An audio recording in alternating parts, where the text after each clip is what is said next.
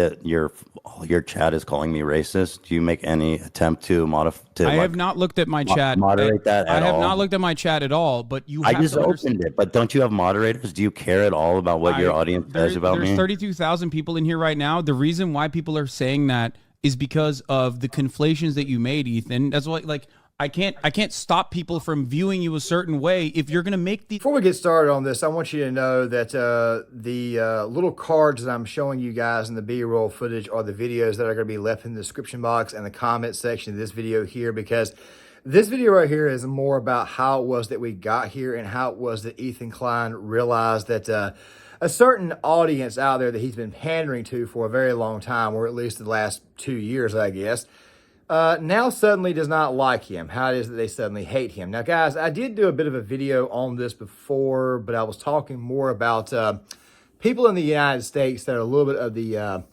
how do I say this, a little bit more inclined to vote Democrat. Those who claim to be pro-Israel find themselves in a position where the people that they've been lumping themselves with absolutely hate that country that is in the Middle East, that right now is embroiled in conflict with another section of the landmass there, that right there being the Gaza Strip. And of course, as most of you already know, Ethan Klein, of course, is Jewish. YouTube, I do not mean this in a negative connotation, so please do not hit this video for that reason. This right here is strictly a video for commentary purposes. I kind of need to say that before YouTube decides to put a yellow $ on the video itself. But Hasan Piker, I'm pretty sure a lot of you guys, I've talked about him a couple of times. I've talked about some of his views. I've talked about his grift. I've talked about how it is that he lives this extremely lavish lifestyle while preaching socialism like crazy. Well, really communism, whatever. But the 3 videos that I'll be putting in the description box, of course, one of them is from Sean Fitzgerald, which was a debate that him and Hasan had on the show where Ethan figured out that Hasan, really, to tell you the truth, wasn't that bright. The other one is from Willie Mack, and the other one, of course, the third one is going to be placed in there, just be placed in there because I think it's a good reference source to use when you want to have this conversation or this discussion, at least when it comes to finding out that people out there do, in fact, have this tendency to eat their own during times of crisis, especially when it comes to their ideology. So how do we get here? So for a while, Ethan Klein and Hasan Piker, they have had this show called The Leftovers. I'll give you guys a small bit here, and this is kind of where this entire thing really and truly took off at. I'll play it for you in a second. But they've been having little debates from time to time, just small little things, communism, socialism versus capitalism. And Ethan, of course, is a lib. He votes Democrat. And Ethan, quite frankly, seemed quite base when it came to issues like the economy and the U.S. itself. I advise you guys go watch the video from Sean Fitzgerald. I suggest you guys watch that one first. And even though I'm not a fan of Ethan Klein, and I already know that a lot of his takes are pretty bad, and that a lot of his shock humor, of course, is in fact shock humor, is now in poor taste, I don't think Ethan deserved this little bit that I'm about to show you. And this is going to sound very radical and possibly very violent, but this is a matter of law, and maybe even if you agree with this, a matter of morality. Palestinians have the legal ground to violently seize back their own homes from the settlers. This is a reality. And that is precisely the reason why they have to exist under endless occupation in the West Bank. You know what? And that's why I say, if it was settlers, that would be a lot more understandable. Yeah. But let's not obfuscate, okay? I understand what you're saying. But this dude just called babies militants. No, I understand. And there are baby settlers as well. But there are baby settlers as well. There are babies in the settlements. But the babies that killed were not. I know. Okay, so now that we establish that. Yeah. No, hold on. Now that we establish that. So babies are colonizers, meaning that I guess babies are now enemy combatants. Look, I understand that people get killed in war. I get that, okay? I don't want to bring up my military experience again, because if I do that right there, it's going to seem like I'm bringing it up in every single video, and that right there is not what my intention was. It was never the intention of this channel, was for me to beat you guys over the head with my time in the military. That's not what I wanted to do. Wars happen, and we don't want them to happen, and I've told my audience, I've told everybody, and I stand by this.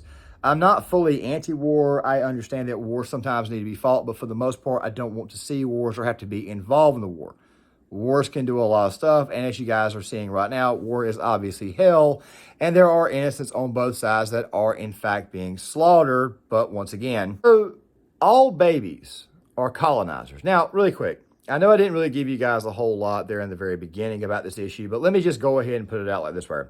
The Palestinians who live in the Gaza Strip believe that the Israelis are, colonizers.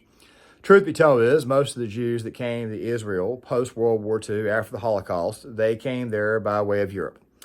Of course, there were a lot. And I mean, there were a lot. And eventually, the United States, after a war in 1947, of which, by the way, a lot of communists don't want to, acknowledge this, which I'll go ahead and do it for them because they don't want to do this. They don't seem to understand that there was actually a communist leader that was actually aiding Israel in the very, very early stages of that conflict.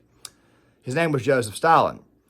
Eventually, this lady, the wife of one of Stalin's lieutenants, Vyacheslav Molotov, of course, his wife, Paulina, she got very chummy with Golda Meir, and then out of the middle of nowhere, Stalin started to believe everything was a Jewish conspiracy, a lot like Adolf Hitler, a lot like he did.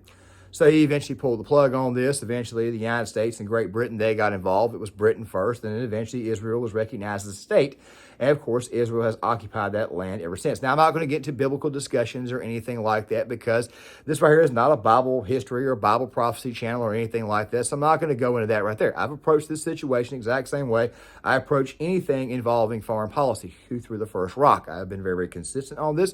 And most of you guys who are subscribed to my channel already know exactly how I feel and how it is that I feel that when you simp for people who, of course, are on the whole free Palestine side, and I understand why some of them may be doing this, you are inviting a lot of trouble. We'll talk more about that a little bit later on in the video, but I want to keep it to this little discussion first because what I'm going to be showing you guys is highlights of this little discussion that Ethan and Hasan had. Of course, that third video is the Stich and Adam video, which, by the way, they go through it with a fine-tooth comb for over 8 hours. If you're into that, I advise you guys go check it out. They do a very good job of breaking it down. And you get to see a lot about Hasan that a lot of us have been telling these people for a very, very long time who he really and truly was. The purpose of this video right here is to show you guys what it looks like for somebody who has been pandering to the left, who's been pandering to a certain audience. I want you guys to see exactly what happens when this person suddenly gets this red pilling experience, when he realizes that those who he panders to really and truly hate his guts. Now, as far as who did this to who or whether I empathize or whatnot with him, I'm going to save that for the end of the video because I want you guys to see exactly what I'm saying. Altogether, I'm going to be rolling these clips. Altogether, it's a lot. It's about maybe 5 or 6 minutes total worth of stuff. But I'm going to be breaking them down in 3 parts and giving you guys my commentary on the other end, on the other side. So let's go ahead and start now. What they think about a Zionist, anti-Zionist slogan. I already explained it, but you don't want to hear me. What? No, I'm asking you. Like, it's not in the fucking slogan itself says people interpret it as destruction of Israel. I know it doesn't say let's destroy Israel, but it's not. But that's from the river to the sea is mainland Israel. Okay, Ethan. That's it, man. That's Ethan, how people see it. No, you can't simply say that's how people see it and it is though. There. But who are defending Israel on what this slogan means, because the broadest majority of people who consider this to be an anti-Semitic slogging are, in my opinion, deploying it cynically. Not you. Not By you. the way, I'm not even defending I'm not even like I'm just trying to tell you guys how it feels. And I'm fucking shocked that you don't care that people in your chat are saying, who the fuck is this child, cold, arrogant, as fuck. I love you, but there's only so much I can do. How can you be surprised when your Discord is literally full of fucking Ethan, I love you, but there's only so much I can do if you're making that argument. You know that, right? Like, at a certain point, you're an adult, and the words that you're saying are going to be perceived by people in a certain way. I can't constantly tell my community to shut the fuck up, like, right, well, which I have, and I think they should. But at the end of the day, it's because I know you personally, and I think your heart is in the right place. But they don't know, so it's hard. It's hard for people to view what you're saying beyond your words. You the perspective. You disagree. That's it. I mean, what the fuck do you want from me? Okay, but do you get where I'm coming from? Like, that's why I'm trying to understand your analysis, dude. Okay, I understand your analysis. I don't want my community to hurt your feelings. I don't want your feelings to be hurt either. They're not hurting my feelings. They're fucking. They're monsters. They're like psychotic. I think you're a good person. Not all of them, but there are a lot of them, and you don't seem to care about moderating it at all. That's not true. Whereas when you're on my show, we really do care about what people say about you on Discord and chat, and we moderate it to keep like a good environment. But you don't seem to fucking care about it. There's no way I can shut off my chat. I mean, I can put it in emote mode, but that's it. Ethan, just 2 things I want to point out. Okay, number 1, from the river to the sea. A lot of people think that that particular phrase signals some form of genocide is coming. You know, from the river to the sea, the Palestinians will be free. It's very, very weird, especially given the fact that the Gaza Strip is located right there on the sea. So it sometimes it just feels like a bit of a contradiction. I mean, wouldn't you think maybe if you were trying to drive some people out, you'd be going to the east and maybe driving them into like Jordan or what? Oh, by the way, that's actually in Bible prophecy. Eventually, that's just a completely different topic altogether. It's not a prophecy channel, but still, at the same time, anytime somebody in Israel hears that phrase, they automatically think to themselves, "Okay, well, I guess mass genocide is coming." I mean, it was what the bloodiest day in Israel's history, you know, in Jewish history since the Holocaust. I mean, look. I'm not here to simp for a side or anything, even though I already know people are going to say that I am. But let's just kind of go through the history books really quick. So there was Setai the first, Ramses the second, who tried to who enslaved the Jews. That right there, of course, you know, that's back in the days of the Ten Commandments, the days of Moses, the days of the Exodus. Sennacherib tried to get rid of the Jews. Oh, yeah, that's right. Nimrod also tried to get rid of the Jews as well. I've heard a lot of people sit here and try to argue who's really and truly God's people. And my assessment of that right there is that if you go into the Bible and you actually look at it cover to cover, page to page, chapter to chapter, the country of Israel comes up constantly. The Ezekiel 38, 39 situation, Gog and Magog, that's an actual physical interpretation, meaning that God physically comes down and assists Israel in that case. The United States has always had a relationship with Israel, and of course, you guys can argue about the nature of that relationship. I'm not going to do it here because it's a good way of getting removed off this platform, and quite frankly, I don't want my channel thrown to the shadow realm, even though I do plan on making some expansions next year. But the fact of the matter is that when you go back through the past, you go through all the incidents involving that, and then, of course, you get the Holocaust, World War II. It seems to me like maybe these people might be just a little bit paranoid when they hear a phrase like from the river to the sea. But then you get this part here where Ethan is trying to say to Hasan, look, I'm trying to explain to you how it is that I feel. We will get back to that a little bit further in the next exchange because the Willie Mack show, I also got some of this from him, and he had a very good assessment of this entire situation as well. And he said some things, he pointed some things out that, quite frankly, a lot of people probably didn't notice, which, by the way, kind of goes towards Hasan's character. We'll get to that later on in the video. Let's go ahead and roll clips number 2. You literally implied that Jewish Voice for Peace would be akin to a capo in this circumstance. Oh, you are fucking so bad faith for saying that, and fuck you for even like putting that out in the world. That was not my point. Made this comparison. My point was that you can find anybody to defend any fucking thing. That was my point. You also made a comparison that this slogan is akin to the swastika changed over the course of its trajectory as a symbol for Nazi Germany, and then also on top of that stated that the Confederate flag means something different to the Southern folk that want to promote heritage, not hate. Those people, when they say that, are cynically saying heritage, not hate. It doesn't mean slavery to me. Those people are in the wrong. These people that are saying from the river to the sea, Palestine will be free, are not in the wrong. They're in the right. That's the major difference. They are morally righteous and have empathy for each other. That's it. I'm explaining to you why Jews around the world might find that offensive, and and that's it. I think that it would be good to try to understand that. But the question I have is this. But I don't care to keep talking about it because we just keep talking in circles. Okay, well, here I'll tackle it from a different angle. All right, I gotta go soon anyway. My throat is fucking killing me. Okay, well, I'm sorry that we couldn't make peace on this one issue. Yeah, and I hope that it's just I just find it really fucked up how people are going to interpret this now, and I think based on some of your analysis, as me like comparing fucking Palestinian activists to Jewish Nazis or something, and like I'm not even fucking saying don't use the phrase. I'm simply trying to explain the perspective. And like if you don't want to hear the perspective, if you don't want to empathize at all with people that find it offensive, then conversing is kind of pointless. I don't. Ethan, I'm glad to see that you finally figured out that Hasan really and truly is bad faith, but we'll discuss that more towards the very end of the video, because this very kind of goes to Hasan's character, which of course I'm going to be providing a little bit more to help you guys out with. With that being said, let's just basically, Ethan is now seeing that, you know, we're talking in circles here. You know, I don't know if I brought it up before, but you see the chat that Hasan has, you know, where he's got all these comments that are running through. All of his followers, all of his people, of course, you know, running their mouth, saying that Ethan's a colonizer, calling him any name in the world. Quite frankly, I can't stay here on YouTube. But for whatever reason, Hasan can say on his channel and get away with it. Same thing with all the other left-wing content creators who are cringe as hell. Really, the truth be told about Hasan Piker is he's really just comedy. Every now and again, I'll listen to him just to laugh at the crazy stuff that he says. I mean, that's really and truly what it is. That's really truly how you should treat the largest leftist Twitch streamer there is on the platform. He's just good old-fashioned comedy is what he is.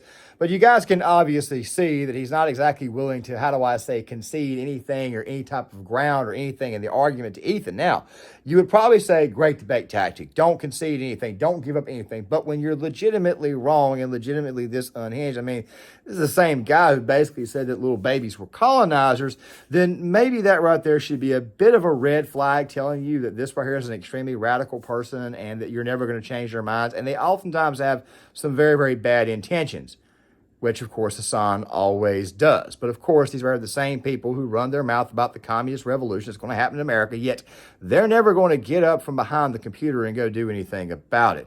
Let's watch a little more. That's very important. We're just talking in circles. We've already talked about this shit. I know, but it's important because I don't want you to think that, like, I don't want you to think that I'm like cynically or in a weird way, just like being like, no, so. Anti-Semitism is like totally fine actually with this one phrase. But what you won't make any fucking concessions, and it's crazy. Like I make so many fucking concessions to you all the time from my heart, and I listen and I fucking try to move towards your side every time we talk, and I do. But when I fucking try to explain to you, and you even sit here and you understand that, you know, so why Jewish people around the world might find that phrase scary to them, you won't fucking even admit. Well, now you did that I asked you, but you think it's fucking silly. You don't want to hear anything I have to say, and you don't want to concede a single fucking point. I think that and it's not that fun to talk to you about it when it's like if you don't want to hear the perspective, if you don't want to empathize at all with people that find it offensive, then conversing is kind of pointless. I don't like I feel like I'm just explaining it, man. And you know I'm not a fucking radical Jew. I'm not even a religious Jew. No, I have no stake in the game. And this is coming from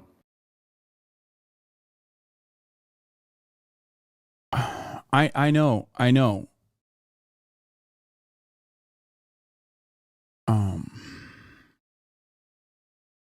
He just gets up and walks out. Now, guys, I know there's some things that, quite frankly, I probably should have thrown in from the conversation, a little bit more philosophy, but I didn't really want to make this video about philosophy or debunking points or anything like this. I'm trying to show you the character of somebody. There's even one point there where Hasan just starts eating. There was also another period there. I advise you guys, please go watch the Stich and Adam video. There's even other smaller clips, which I may try to throw in the description box, especially the one that recently came out that was like 32 minutes and 17 seconds. I advise you guys watch it all the way through, because you see Hasan get up and walk off, which, by the way, Hasan does that all the time anyways. I'm surprised he's never received a copyright claim or a DMCA strike or anything like that, because you're not allowed to actually just sit there and let something run. You got to at least be providing some form of commentary before YouTube decides to lay a strike on you.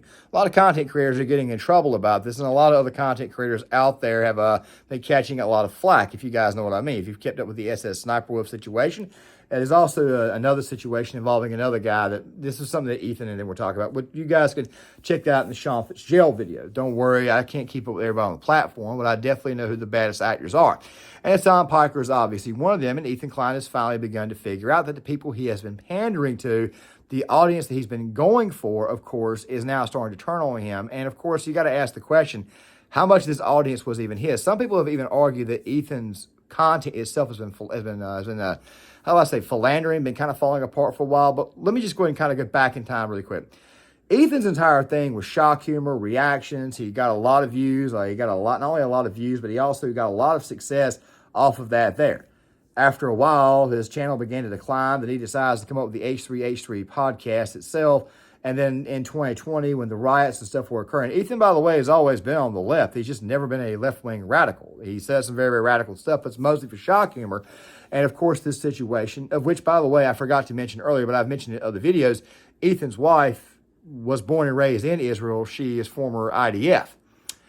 He's got to defend her too. And also to go on top of this, Ethan is not exactly what we call a religious Jew. He's actually atheist. But he's ethnically a Jew, and therefore also at the exact same time feels a loyalty, obviously, to the nation of Israel. But also at the same time, Ethan has got this thinking where we need to actually build bridges. We need to be actually having a conversation. Maybe peace can happen, something like that. That's the perspective that Ethan Klein has always had. What about Hasan?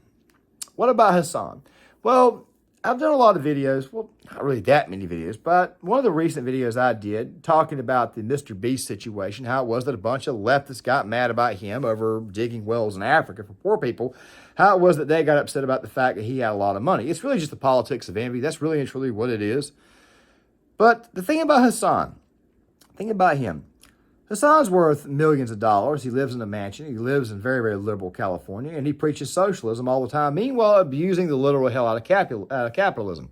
I know some people like this in real life. I'm not going to say anything about that, but it's very, very much a very, very hypocritical ideology. It's almost like a great big giant grift. That's really and truly what it was. But then when you actually get to the meat of the matter and you see that Hasan doesn't really have a soul, like I'm about to show you now, it kind of sort of makes sense. Roughly a minute and a half, watch it all the way through. The majority of Israelis. Even crying at one point when relating to a father who lost his child. As a father, it's even hard to talk about. This dude was holding his infant. It was like a year old.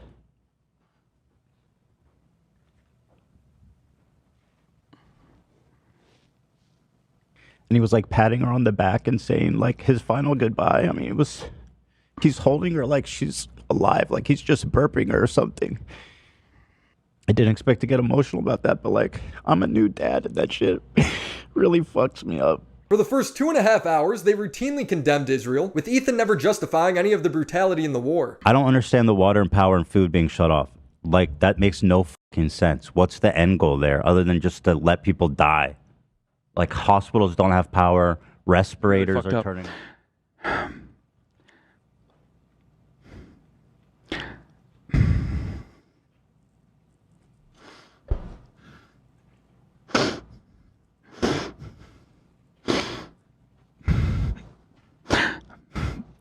They went to her funeral and beat the shit out of people and ripped the Palestinian flag off of her.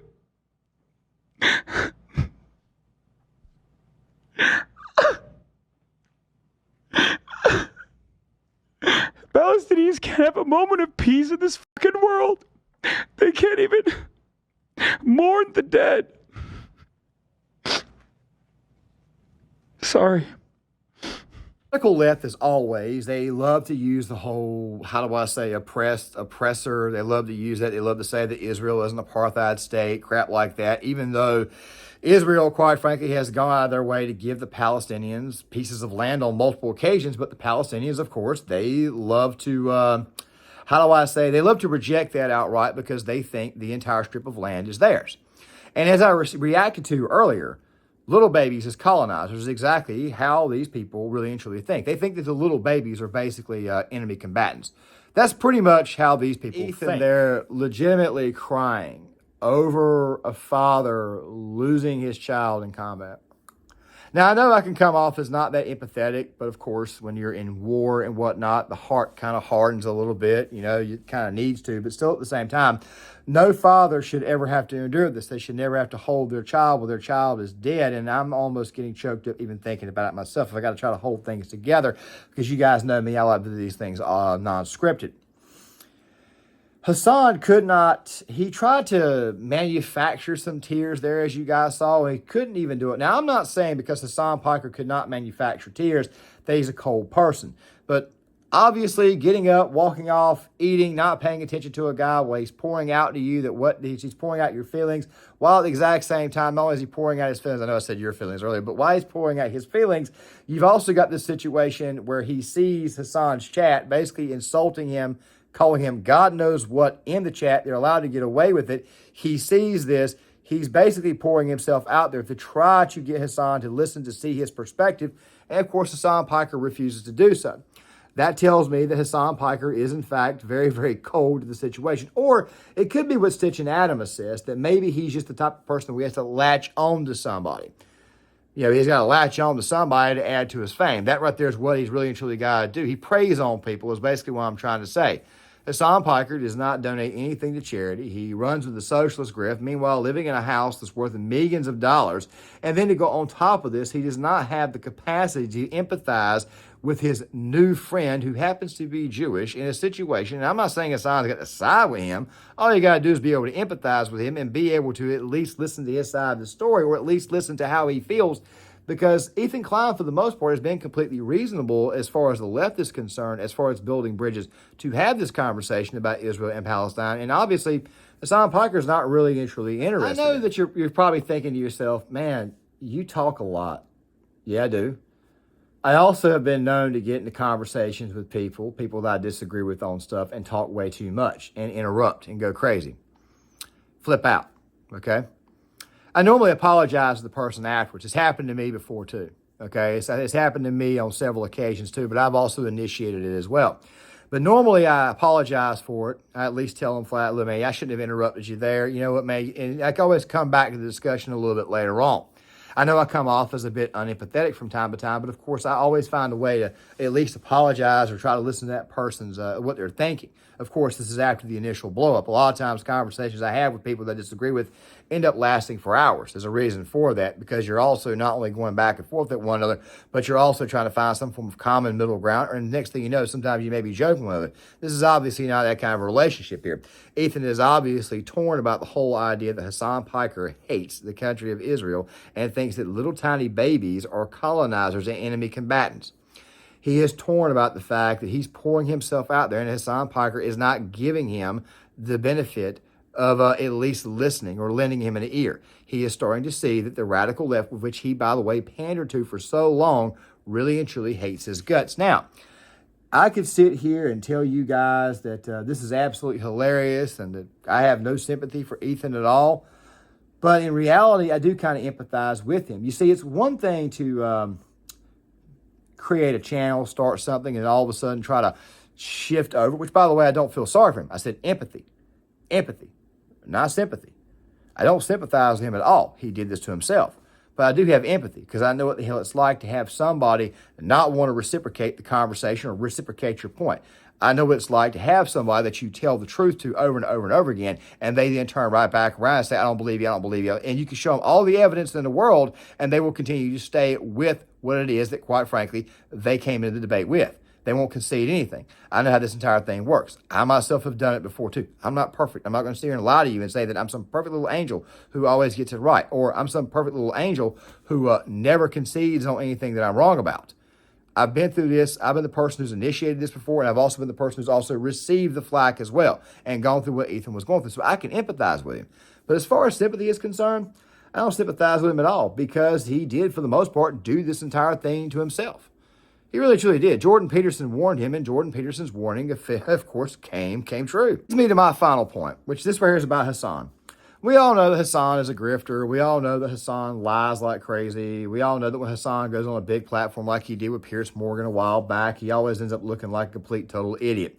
We all know this about Hasan Piker. I don't think I have to say anything else. However, if the man can sit there and literally eat and not feel any guilt while somebody is pouring out to them and trying to tell them their perspective or trying to tell them why in a nice manner like what Ethan was doing, but yet then you can just sit there and eat in front of them, get up, walk off, stuff like that, right? Which, of course, you'll see some of this right in the Stich and Adam discussions too.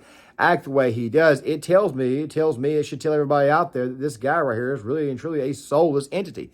He's what I would like to call a non-player character. I advise you guys go watch the Piers Morgan interview that he did, because that right there was some of the most embarrassing crap I'd ever seen. Somebody out there who is going to say that maybe Hasan is just beholden to his channel, and maybe he's just beholden to his audience. Guys, I'm going to tell you right now, even if Hasan Piker was not beholden to his audience, this right is exactly how he would be. This is exactly who he is. And with that right there being said, guys, I'm going to go ahead and end this video now. This week, of course, is Thanksgiving week. There's not going to be a video out on Thanksgiving. I know we're about 4 days away, but I know you guys are going to be with family, friends, having dinners and whatnot, so I'm going to be doing the exact same thing. I would expect maybe 4 to 5 videos this week, but there won't be one on Thursday. The only video I have planned for Monday is this one here, but I'm probably going to try to put that identity politics video out tomorrow. I've already got it ready and edited it. I just have not posted it yet. It was supposed to come out on Sunday, but of course something came up and I had to push things back. This video here will be out tomorrow, so make sure you guys stick around for that. But before I leave, make sure you guys hit the like button, subscribe, share the video, sign up in the comment section, hit the notifications bell. I want to hear what you guys have got to say, and I'll see you guys later.